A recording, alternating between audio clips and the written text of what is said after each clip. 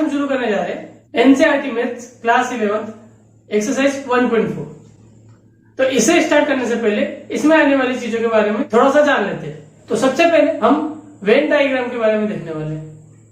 हाँ, Venn diagram से related इस एक्सरसाइज में इतने कोई क्वेश्चंस नहीं है, बट ये समझने के लिए और हमें समझाने के लिए काफी इजी मेथड है। वेन डायग्राम के नाम की बात करें तो ये नाम इंग्लिश लॉजिशियन जॉन वेन के नाम से बना है। एक बार हम देख लेते ये डायग्राम होते कैसे। ये डायग्राम नॉर्मली रेक्टेंगल और सर्कल एंड कर्व से बने हुए डायग्राम्स होते हैं। जैसे कि हमारे पास एक सेट है 1 2 3 4 5 और एक सबसेट ले लेते हैं उसका जो कि है 1 2 और दूसरा सबसेट जो कि है 2 3। तो अगर हम 1 2 3 4 5 को यूनिवर्सल सेट माने तो हम कुछ उसे ऐसा बनाएंगे। ये रेक्टेंगल दिख नहीं रहा पर इसे रेक्टेंगल मान लेना। इसके अंदर हम 1 2 3 4 5 लिख देते। और जैसा कि हमने बात करी हमारे पास दो सेट है, एक है जो 1 2 कंटेन करता है और एक है जो 2 3 कंटेन करता है। अब इस डायग्राम को देख के इजीली हर कोई बता सकता है कि यहाँ पे एक यूनिवर्सल सेट है जो 1 2 3 4 5 कंटेन कर रहा है और दो उसके सबसेट है जो 1 2 और 2 3 कंटेन कर रहे हैं। इसका सबसे अच्छा एग्जांपल जो हमारे पूरे नंबर सिस्टम को काफी छोटे वे में एक बार समझा देगा, जैसे कि हमने सबसेट के फॉर्म में पहले भी देखा था, नंबर सिस्टम को काफी छोटे फॉर्म में समझा था। अब अगर वेन डायग्राम की हेल्प ले तो देखें पूरे नंबर सिस्टम को कैसे समझा सकते हैं। अगर एक रेक्टेंगल ले जो कि हमारा यूनिवर्सल सेट हो जाएगा और इस यूनिवर्सल सेट को हम रियल नंबर बोल रहे हैं, तो एक सेट होगा हमारा नेचुरल नंबर का, एक सेट हो जाएगा हमारा होल नंबर का जो कि नेचुरल नंबर को कंटेन करता है इस कारण से। अब होल नंबर में एक एक्स्ट्रा नंबर 0 भी आता है पर नेचुरल नंबर के सारे नंबर होल नंबर के अंदर आ रहे। अब अगर इंटीजर्स को ले तो हमारा सेट हो जाएगा जहां पे इंटीजर्स ने n और w दोनों को कंटेन किया है। नेक्स्ट ले रेशनल नंबर को, तो उसे हम लिख सकते हैं कुछ इस तरीके से, क्योंकि रेशनल नंबर ने बचे हुए तीनों नंबर मतलब नेचुरल नंबर, होल नंबर और इंटीजर्स को कंटेन कर रखा है और सारे p/q फॉर्म के अदर नंबर को भी कंटेन कर रखा है। बात करें इरेशनल नंबर की तो इरेशनल नंबर इनमें से कोई सा भी नंबर नहीं होता। इरेशनल नंबर वो नंबर होते हैं जो रेशनल नहीं होते और ये सारे के सारे रेशनल नंबर है, तो बचे हुए सारे नंबर इरेशनल नंबर हो जाएंगे। तो इसके अलावा जितनी भी स्पेस बची हम उसे इरेशनल नंबर का नाम दे सकते हैं या हम इरेशनल नंबर को ऐसे भी शो कर सकते हैं। तो ये हमारा पूरा नंबर सिस्टम हो गया जो लगभग हम 5th क्लास से पढ़ना स्टार्ट कर देते। तो 5 से 6 साल तक की जो हमने पढ़ाई करी है मैथ्स के चैप्टर नंबर 1 में, वो अब हमने एक छोटे से वेन डायग्राम की हेल्प से सारा एक बार में देख लिया है। बनाने और देखने में काफी इजी है वेन डायग्राम, पर ये इतना ही इंपॉर्टेंट है। अब ये कितना इंपॉर्टेंट है ये तुम इसी बात से समझ सकते हो कि कॉम्पिटिशन एग्जाम में जो लॉजिक के क्वेश्चंस आते हैं, जैसे कि बैंक के एग्जाम में, उसमें इस टाइप के क्वेश्चंस आते हैं और वो इसी फैक्टर के ऊपर डिपेंड करते हैं जो अभी तक हमने सीखा। ओके, वेन डायग्राम से आगे बढ़ते। आई होप वेन डायग्राम के बारे में जितनी जरूरी जानकारी तुमको जाननी जरूरी थी वो तुम सब जान चुके होंगे। इसकी हेल्प से अभी तो हम कोई क्वेश्चन नहीं करने वाले, बस ये अभी हमारे कुछ चीजों को समझने में जरूर हेल्प कर सकता है। अगर तुम्हें आगे कुछ भी चीज समझने में प्रॉब्लम हो तो तुम एनसीईआरटी बुक में से एक बार इन वेन डायग्राम को जरूर देख लेना, तुम्हें काफी आसानी से समझ में आ जाएगा। और आगे की चीजें इतनी ज्यादा इजी है कि मुझे नहीं लगता कि हमें वेन डायग्राम की भी जरूरत पड़ेगी। एक बार केवल उसे टच करेंगे और हम उसे आसानी से समझ जाएंगे। तो आगे हम बढ़ते हैं और हम बात करेंगे हम यूनियन के बारे में। यूनियन काफी सुना हुआ शब्द, पर अब हम इसे मैथ्स के फॉर्म में देखने वाले हैं। जैसे कि हमारे पास दो सेट है, पहला है ए जिसकी वैल्यू हम वापस से 1 2 ले रहे हैं और दूसरा सेट बी जिसकी वैल्यू हम 2 3 ले रहे हैं। तो अगर हम ए यूनियन बी की बात करें तो सबसे पहले इसे शो करने का तरीका, तो ए यूनियन बी को शो किया जाता है इस तरीके से, जहां पे ये यूनियन का साइन है। अब साइन के बाद इसके मतलब को समझ लेते हैं। यूनियन मतलब क्या होता है, किसी दो सेट के यूनियन का मतलब ऐसे सेट से जो उन दोनों सेट के सारे एलिमेंट को कंटेन करता है, या ए यूनियन बी का मतलब ये है कि हम इसे सारे एलिमेंट को लिख दे और एक भी एलिमेंट डबल रिपीट नहीं करे। जैसे कि यहां पे ए यूनियन बी हो जाएगा 1 2 एक और बार आया है, इसे रिपीट नहीं करेंगे, और 3। अब इसका अगर वेन डायग्राम बनाते तो हम ये दो सर्कल्स बनाते और इन दोनों सर्कल्स को डायरेक्ट कर देते, जहां पे 1 2 3 तीनों कंटेन हो जाते हैं। सेकंड चीज देखें इंटरसेक्शन के बारे में, तो सबसे पहले देखें हम इसका साइन। अगर हमें ए इंटरसेक्शन बी लिखना है, अब यहाँ पे इंटरसेक्शन वर्ड सुन के तुम आसानी से इसके बारे में समझ गए होंगे। अगर नहीं समझे या कंफ्यूज हो तो देख लो। ए इंटरसेक्शन बी को इस तरीके से शो किया जाएगा, जहां पे ये इंटरसेक्शन का साइन है और इसे हम इंटरसेक्शन कहते हैं। और इंटरसेक्शन जैसा कि वर्ड से क्लियर है, ऐसे एलिमेंट जो इन दोनों के सेट में आ रहे वो इंटरसेक्शन कहलाएगा। इन दोनों सेट में जो एलिमेंट आ रहा है वो है 2। तो काफी इजी है ना।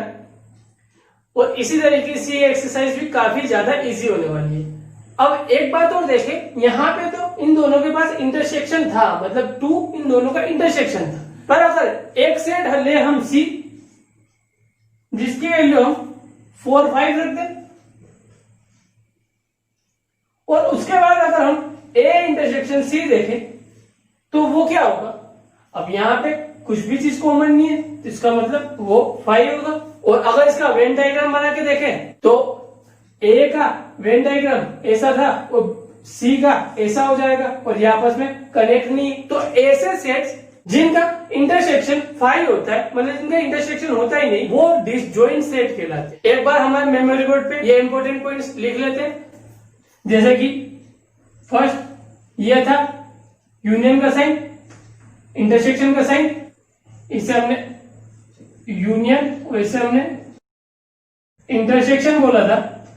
और आगे लिखेंगे if intersection is 5 then set are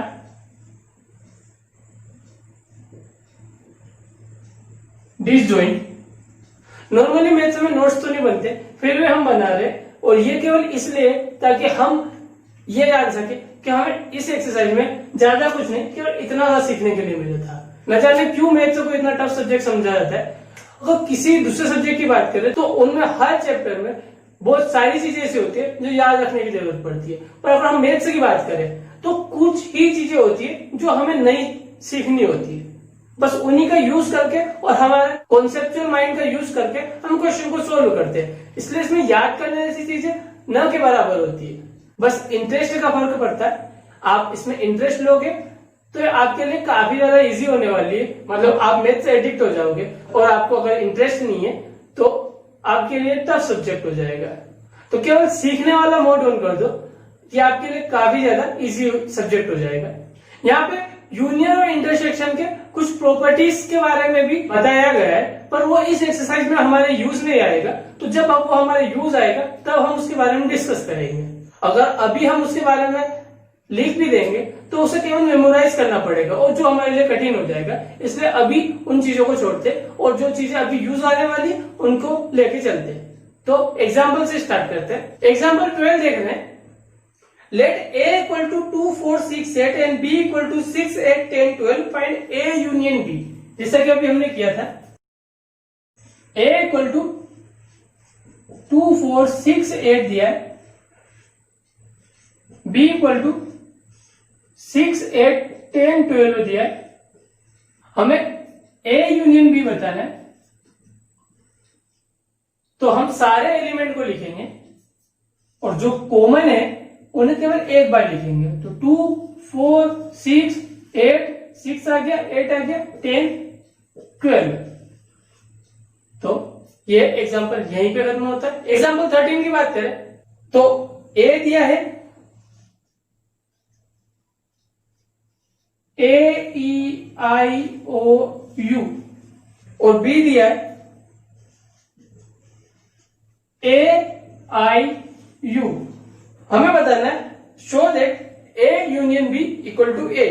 तो अगर हम इसे सोल्व करें और अगर ए यूनियन बी सोल्व करें तो वो मिलेगा ए ई आई ओ यू, ए वाले लिखे और बी में ए आई और यू तीनों लिख चुके। इसका मतलब ये पूरा ए यूनियन बी हो गया और ये ए की वैल्यू है, इस कारण से A union B equal to A. तो ये एग्जांपल भी यहीं पे फिनिश होता है। नेक्स्ट एग्जांपल की ओर चलते हैं जो कि है example number 14। Let X equal to Ram Geeta Akbar. तो लिख लेते हैं X equal to Ram Geeta Akbar with a set of students of class 11 who are in the school hockey team. Let y equal to Geeta David Ashok. तो एक सेट है y जिसमें दिया गीता डेविड और Ashok with the set of students from the class 11 who are in the school football team. Find x union y and interpret the set. तो हमें x union y बताना है जो कि होगा राम गीता अकबर, गीता एक बार हम लिख चुके, डेविड और अशोक। उसे इंटरप्रेट करना है तो हम इसे लिख सकते is the set of student of class 11 who are in the hockey team और इन फुटबॉल टीम और बोर्ड टीम। नेक्स्ट एग्जाम्पल की तरफ बढ़ते। Example number 15। Consider a set A and B of example 12 and find A intersection B. Question number 12 के set को लेना है और इनका इंटरसेक्शन निकालना है। तो इनका इंटरसेक्शन मतलब इन दोनों में आने वाली एलिमेंट्स देखे तो वो है 6 और 8। तो ये इसका आंसर हो जाएगा। नेक्स्ट एग्जाम्पल को देखे। Consider set x and y of example 14 and find x intersection y।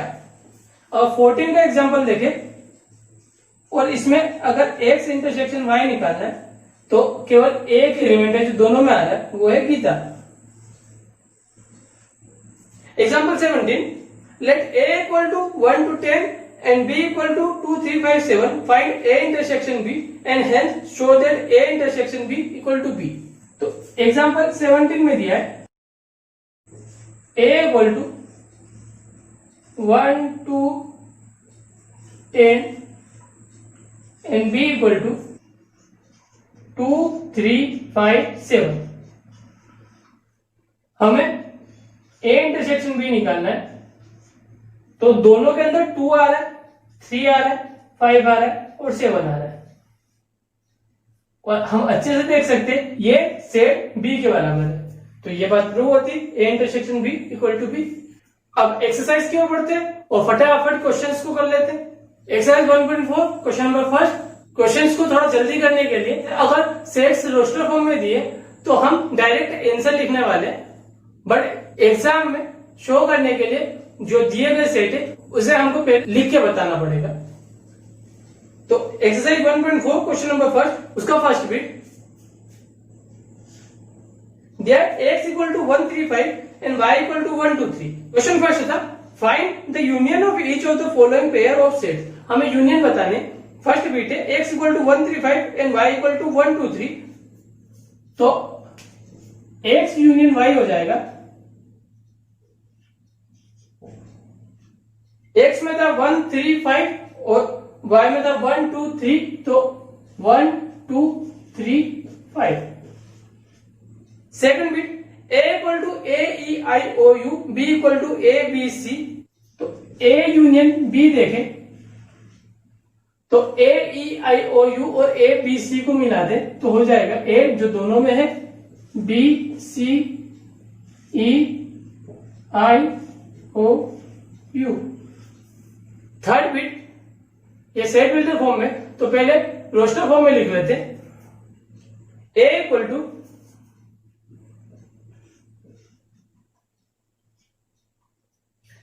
the set of all x such that x is natural number and multiple of 3। ये 3 के मल्टीपल का एक सेट है जो नेचुरल नंबर से belong करता है। इसका मतलब 3 6 9 ... और सेट भी है the set of all x such that x is natural number less than 6। तो सेट भी है 6 से छोटे सारे नेचुरल नंबर जो कि 1 2 3 4 5 6 को इंक्लूड नहीं कर सकते। तो इन दोनों सेट का अगर यूनियन निकाले, इसका मतलब इन दोनों सेट में आने वाले सारे नंबर जो कि 1 2 3 4 5 और उसके बाद 6 9 6 9 और आगे चलते जाएंगे, इसका मतलब एंड और मल्टीपल ऑफ 3। तो नॉर्मली हम सेट को इस फॉर्म में नहीं लिखते क्योंकि ये रोस्टर फॉर्म भी नहीं है, ना ही सेट बिल्डर फॉर्म। तो इसे हम सेट बिल्डर फॉर्म के फॉर्म में लिख लेते, जो कि हो जाएगा the set of all x such that x is 1 2 4 5 and multiple of 3। Next bit को देखें तो वो है a equal to the set of all x such that x is natural number and 1 is less than x is less than और equal 6। 1 include नहीं है तो उसे छोड़ के 2 3 4 5 और 6 इंक्लूड था, इसलिए 6 b दिया था। Set of all x such that x is natural number and 6 is less than x is less then 10। तो 6 इंक्लूड नहीं है इसलिए 7 से स्टार्ट किया, 8 9 और 10 इंक्लूड नहीं है इसलिए उसे छोड़ दिया। अब अगर इसका यूनियन देखें तो वो होगा a union b equal to 2 3 4 5 6 7 8 9। Fifth bit देखें a equal to 1 2 3 and b equal to 5। और अगर इन दोनों का यूनियन देखें तो वो हो जाएगा 1 2 3। तो किसी भी सेट के साथ अगर 5 का यूनियन बनाया जाए तो आंसर वही पहले वाला सेट आता है। क्वेश्चन नंबर सेकंड में चले, जो कि let a equal to A B b equal to A B C is a is subset of b। तो अगर हम देखें a में आ रहा है a b और b में आ रहा है a b c, तो a के सारे एलिमेंट b में आ रहे हैं तो yes a is subset of b। What is a union b? तो इन दोनों का यूनियन क्या होगा? तो इन दोनों का यूनियन a b c होगा। Question number 3, if a and b are two set such that a is subset of b then what is a union b? ये वाला क्वेश्चन जस्ट इसे पहले वाले क्वेश्चन जैसा है। एक हिसाब से देखें तो पहले वाले क्वेश्चन ने हमें कुछ सिखाया, अगले वाले क्वेश्चन में वही चीज पूछ ली है। अगर a b का सबसेट है जो कि हमने पहले वाले क्वेश्चन में देखा था, तो उसमें a यूनियन b की वैल्यू b के बराबर थी और इसमें भी यही होगा। और एग्जाम्पल के फॉर्म में हम इससे जस्ट पहले वाला क्वेश्चन देख सकते हैं।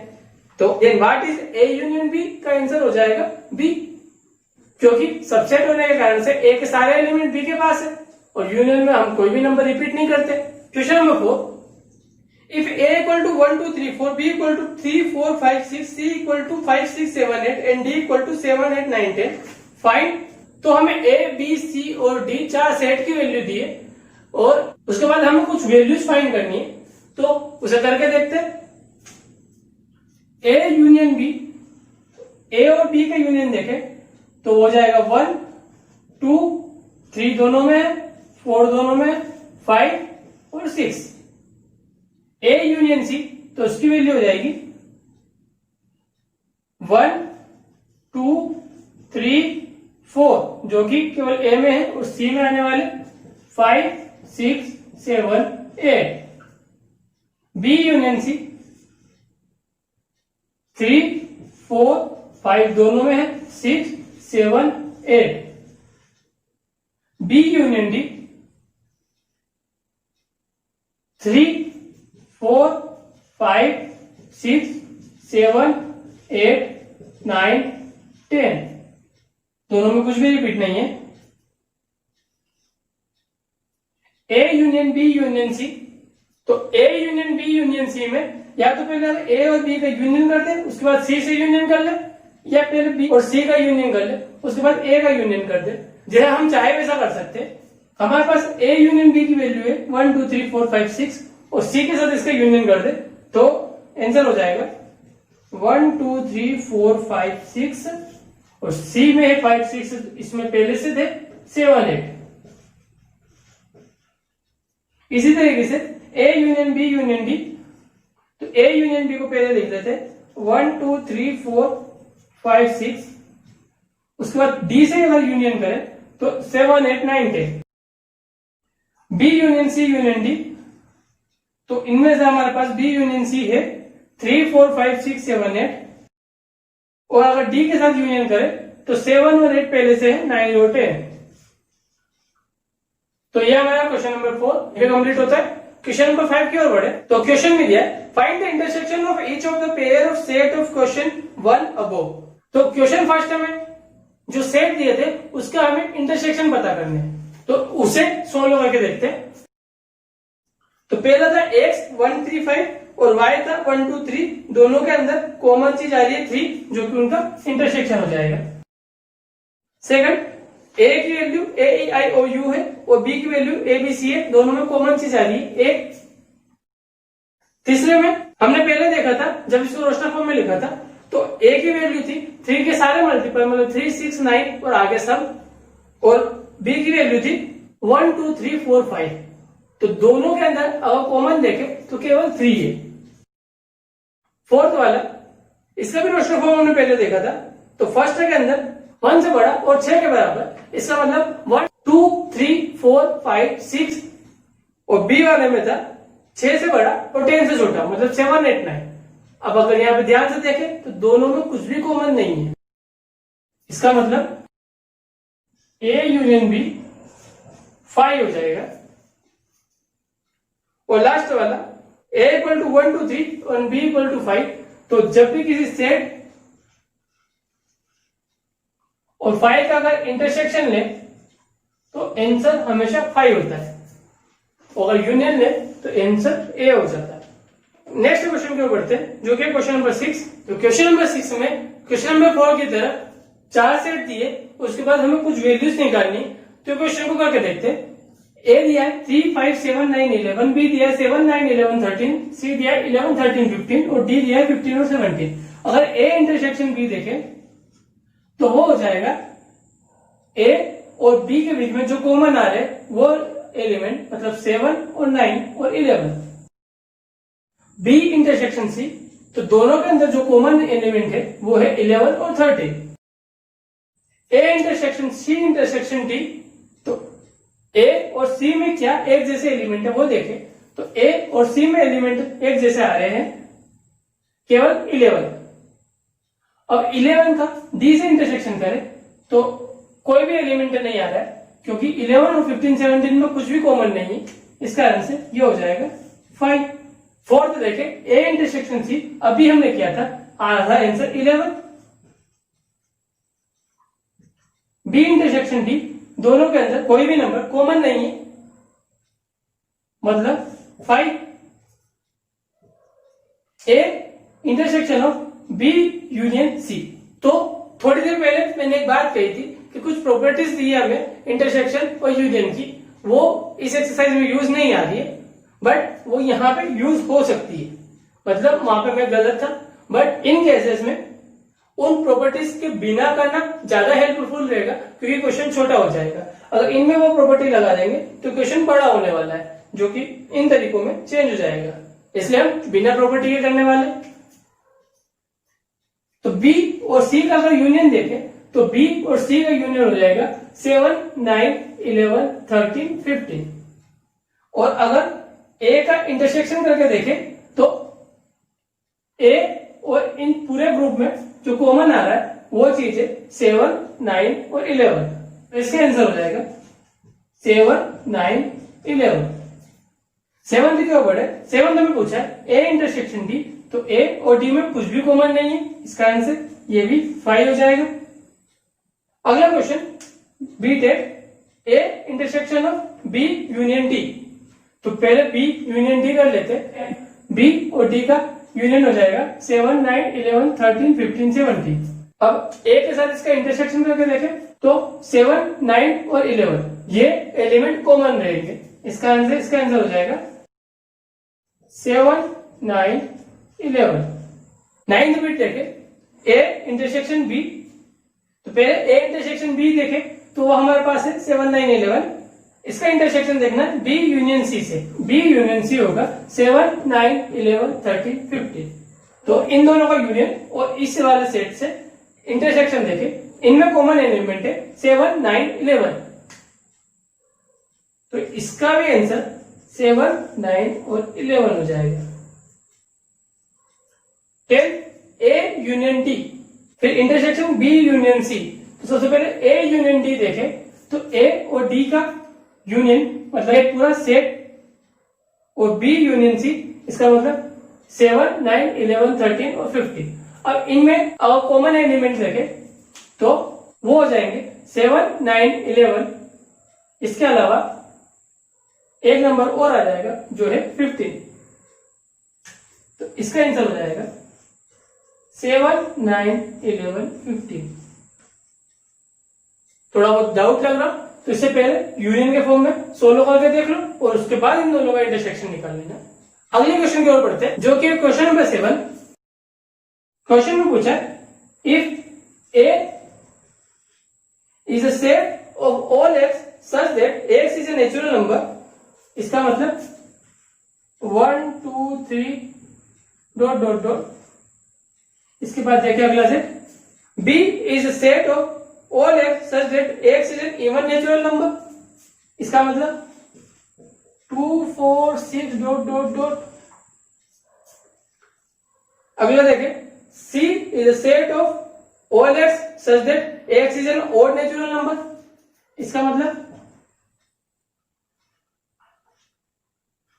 1, 3, 5 डॉट डॉट डॉट।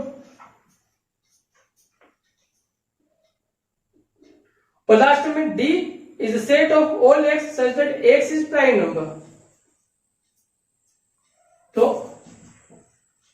इसे हम एज इट इज लिख दें। बाकी सेट्स को भी रोस्टर फॉर्म में लिखने की जरूरत नहीं थी, डायरेक्ट सेट बिल्डर फॉर्म से भी ये क्वेश्चन हो जाते, बट थोड़ा इजीली समझ में आ जाए इसलिए हमने इसको रोस्टर फॉर्म में लिखा। अब बिट्स क्यों बढ़े, तो फर्स्ट बिट है ए इंटरसेक्शन बी। तो ए और बी में क्या एक जैसी चीजें हैं, तो हम देखेंगे ए में सारे नेचुरल नंबर थे और बी में केवल इवन नंबर थे, तो इन दोनों में सारे इवन नंबर कॉमन है। इसका मतलब हम लिख सकते हैं x such that x is even natural number, जिसे हम b भी कर सकते हैं। और हम अब आगे वाली बिट को अगर ऐसे शो हो सकती है तो ऐसे ही शो करेंगे, जो हमारे लिए इजी भी होगा और एकदम करेक्ट भी रहेगा। सेकंड है ए इंटरसेक्शन सी। तो ए और सी का इंटरसेक्शन देखें तो ए में सारे नेचुरल नंबर और सी में सारे ऑड नंबर आ रहे थे, तो सारे ऑड नंबर नेचुरल नंबर के अंदर आते, इस कारण से इन दोनों का इंटरसेक्शन सी हो जाएगा। थर्ड है ए इंटरसेक्शन डी।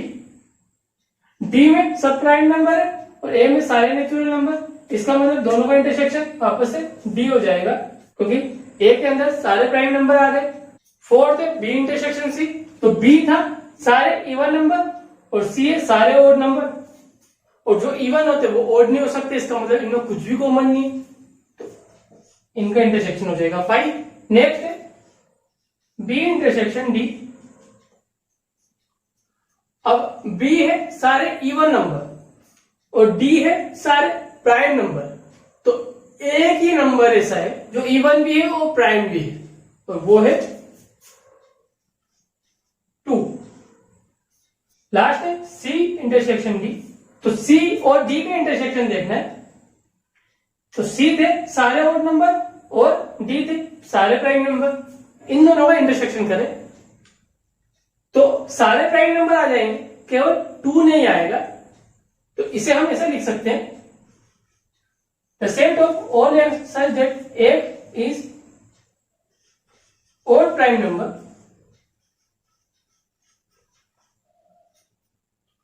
और इस तरीके से क्वेश्चन नंबर 7 भी यहीं पे खत्म होता है। आगे बढ़ते हैं। क्वेश्चन नंबर 8 है which of the following pair of set are disjoint.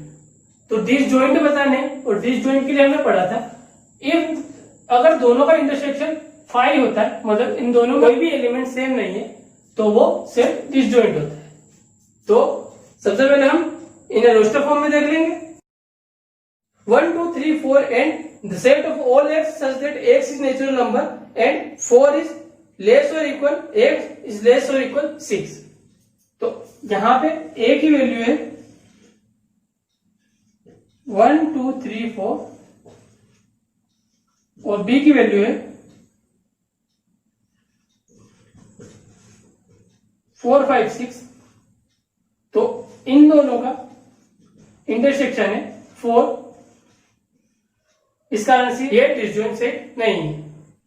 Second देखें, सेकंड में डायरेक्ट रोस्टर फॉर्म में दिया, पहला ए ई आई ओ यू और दूसरा सी डी ई एफ, और दोनों के अंदर जो कॉमन एलिमेंट है मतलब इनका इंटरसेक्शन है ई, इस कारण से ये भी डिसजॉइंट सेट नहीं है।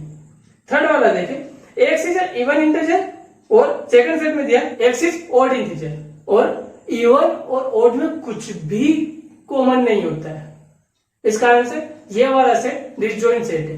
तो ये वाला हमारा आंसर हो जाएगा।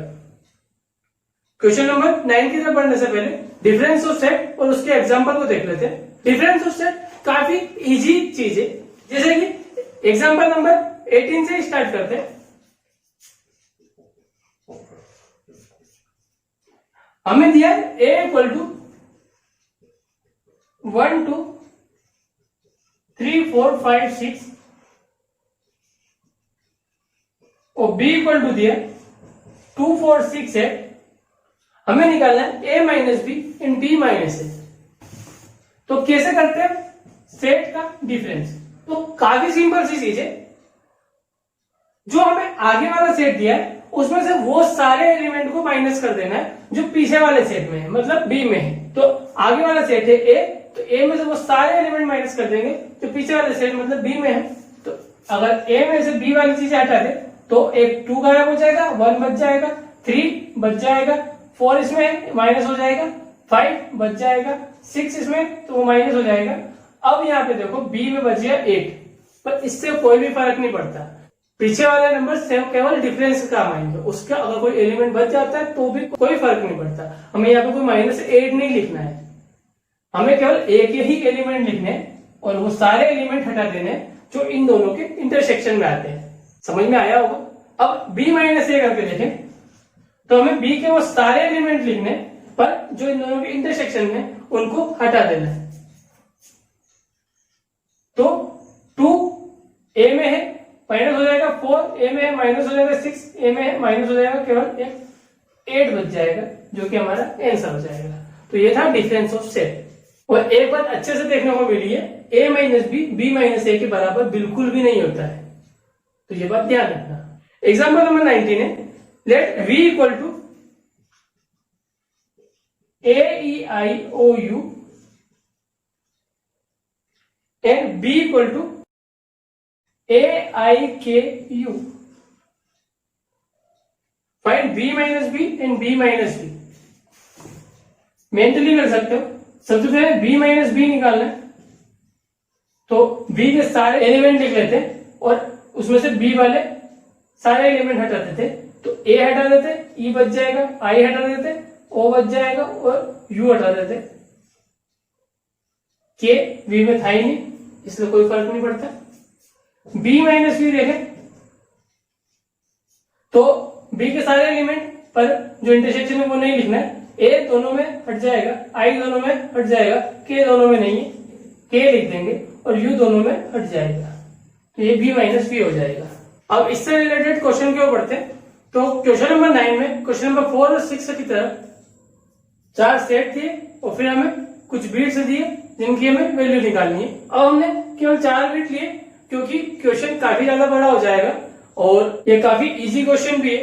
तो मुझे कुछ बच्चों ने वो वाला पार्ट भी स्किप कर दिया होगा, तो इतनी मेहनत करने का कोई मतलब नहीं निकलेगा। पर अगर तुम्हें जरूरत पड़ती है कि बचे हुए क्वेश्चन को भी सोल्व करना है तो हम उसको भी सोल्व करेंगे।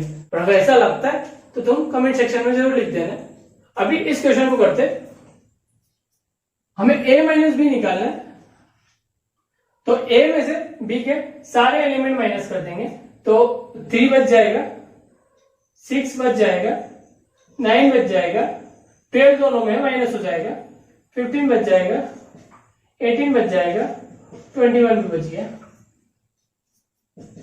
a में से c के एलिमेंट माइनस करें तो 3 बच गया, 6 माइनस हो गया, 9 बच गया, 12 माइनस हो गया, 15 बच गया, 18 बच गया, 21 बच गया। a में से d के एलिमेंट माइनस करें तो 3, 6, 9, 12, ये कोई भी एलिमेंट d में नहीं है, पर 15 दोनों में आ रहा है, इसका आंसर वो माइनस हो जाएगा। उसके बाद 18, 21। b माइनस a देखें तो b वाले में से a वाले को माइनस करेंगे तो 4 a में नहीं है, 8 a में नहीं है, 12 दोनों में है, माइनस हो जाएगा, 16 a में नहीं है और 20 a में नहीं है।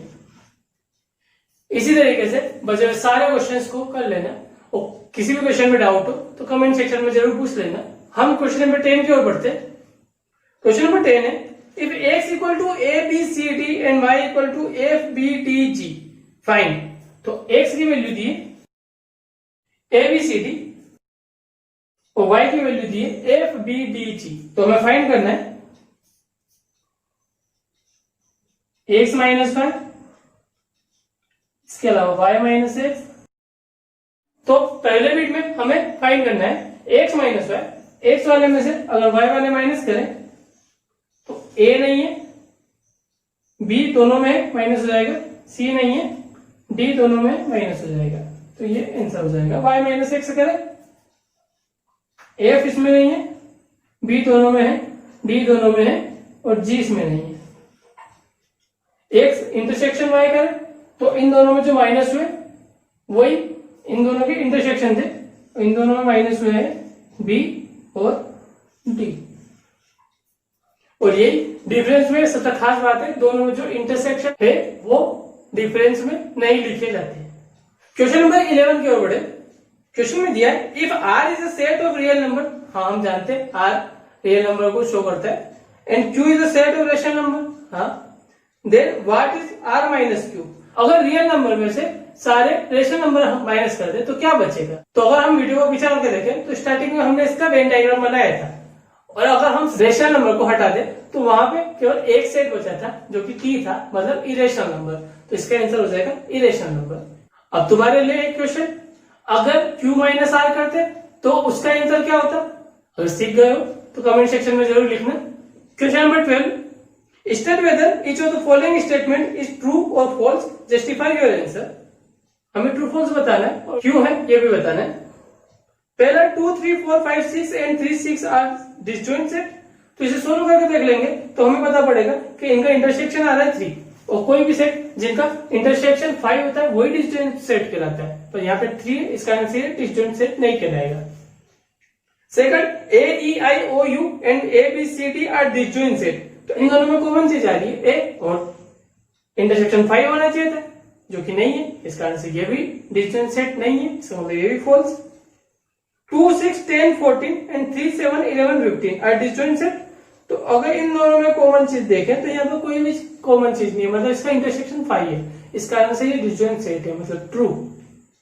2, 6, 10 एंड 3, 7, 11, तो इन दोनों में भी कोई भी कॉमन चीज नहीं है, मतलब इसका इंटरसेक्शन 5 है, इसका मतलब ये भी ट्रू हो जाएगा क्योंकि ये डिसजॉइंट सेट है। तो आज की क्लास को यहीं पे फिनिश करते हैं। अब नेक्स्ट वीडियो में नेक्स्ट एक्सरसाइज के साथ वापस मिलेंगे। तब तक के लिए अपना ध्यान रखना, हमेशा खुश रहना, बड़े सपने देखना और उनको पूरे करने की कोशिश करते रहना, और एक बात हमेशा याद रखना, यू आर द बेस्ट।